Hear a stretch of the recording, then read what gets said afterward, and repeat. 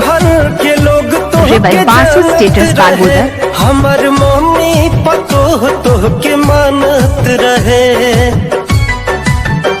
मुँह कवन लेके जैती देखावे खातिर, मुँह कवन लेके जैती देखावे खातिर, काश तनिका सतवले हो तू पावे खातिर, काश तनिका स्टेटस बारबोदर खातिर।